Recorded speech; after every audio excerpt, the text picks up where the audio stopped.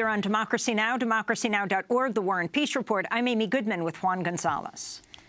While Houston remains underwater after a historic storm, we turn now to look at massive flooding across the globe in South Asia. Over the past month, more than 1,200 people have died amidst flooding in Bangladesh, Nepal, and India. This year's monsoon season has brought torrential downpours that have submerged wide swaths of South Asia, destroying tens of thousands of homes, schools, and hospitals, and affecting up to 40 million people.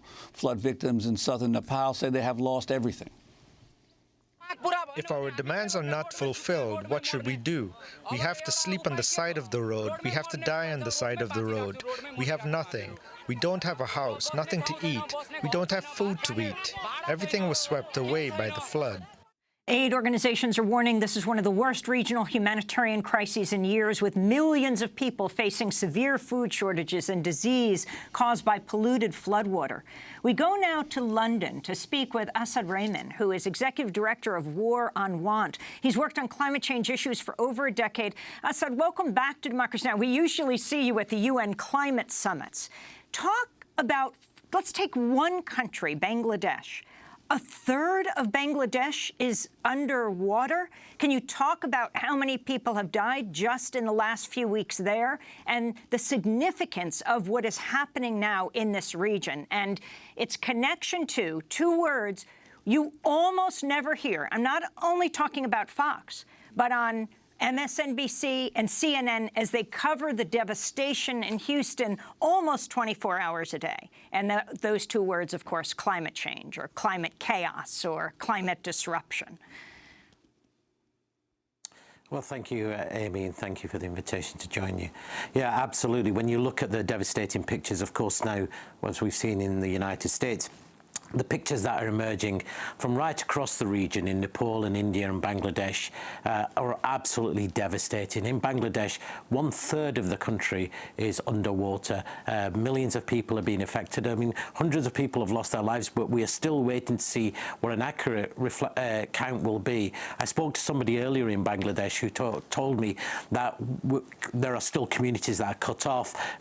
The similar story as the account that you heard in Nepal, people without food, without access to fresh water. I mean, it sounds like a slightly, how could the flooding mean that the people don't have access to fresh water? But the flooding has meant that fresh water wells are all polluted, people don't have access to fresh water, and of course people are losing their livelihoods and every part of their valuables. And we're talking about a country where 50% of the population is below the poverty line, where the per capita income of Bangladesh is about $1,500. And if you compare that to an average US citizen, which is about $55,000. And of course, there is inequalities in the United States, but we're talking about some of the most poorest and most vulnerable people. And of course, Bangladesh is uniquely vulnerable to flooding because of its geography. It's a low-lying basin. But what you've heard continuously is that the monsoon rains are becoming more intense, stronger, and more devastating year upon year.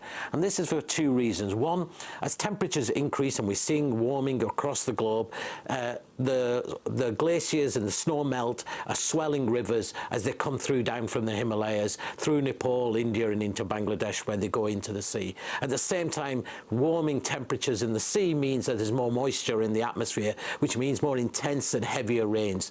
Now, this is not something new. Climate scientists have been telling us and have predicted what would be happening, that these kind of storms, these intensity of storms, which used to happen every few hundred years, would happen much more regularly and every decade, and now become literally an annual thing.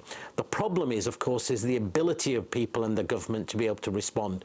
When you have these floods which wipe away infrastructure, schools, hospitals, roads, it's very, very hard to rebuild. And of course, these are countries which have had and do have flood systems when those are overwhelmed. Now, if in the United States, which is a country with, I think it's about $18.5 trillion global GDP every year, in Bangladesh, it's only about 220 billion. So the ability of these poor countries, who are most vulnerable, to be able to continuously rebuild, to be able to protect their citizens, is of course severely limited.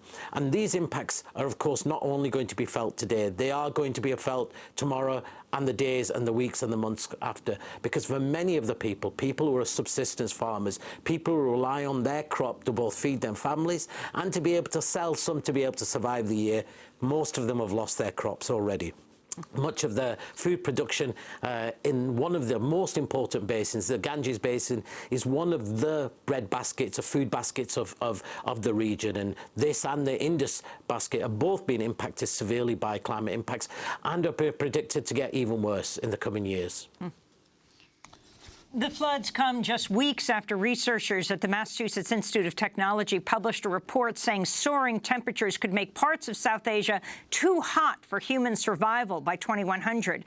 The MIT researchers concluded as many as 1.5 billion people living in areas that could become uninhabitable during summer heat waves within only 83 years if climate change continues at its current pace. India, Pakistan, and Bangladesh would be the worst affected areas. In 2015, some 3,500 people died in the heat wave that struck India and Pakistan. As you look at the images of Houston, the U.S.'s fourth largest city, and you look at what's happening in your region of the world in South Asia, final thoughts on what you feel needs to happen as President Trump today goes to Texas, the leading climate denier in the United States, who's pulled the U.S. out of the Paris Climate Agreement. Well, as you said, the MIT report simply builds on what climate scientists have already told us, that South Asia will be one of the most vulnerable regions in the world. And as you said, 1.5 billion people. Scientists are predicting up to 70% of the population will be directly impacted by climate impacts. The drought, the heat wave that you talked about, that was at 49.5 degrees centigrade. Earlier this year in May, Pakistan recorded a temperature level of 51 degrees centigrade. Now, for the majority of people who have to spend long hours out in the open as farmers, this is simply intolerable. People cannot survive out in the open. So the implications and the impacts that we're talking about will be absolutely devastating. And they're devastating now, and they're likely to get much, much worse. And of course, the economic impacts are also devastating for a region which is one of the poorest regions of the world. Climate scientists have said that just the impacts in terms of GDP will be running in the region of hundreds of billions of dollars.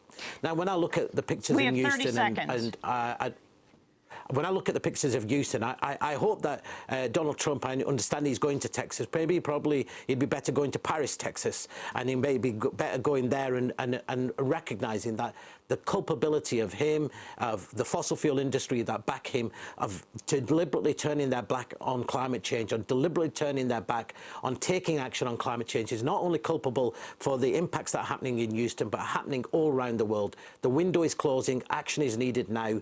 And really, Donald Trump needs to wake up and smell the roses. Asad Rehman, I want to thank you for being with us. Executive Director of War on Want, has worked on climate change issues for over a decade, speaking to us from London. This is Democracy Now!, democracynow.org, the War and Peace Report. I'm Amy Goodman with Juan Gonzalez.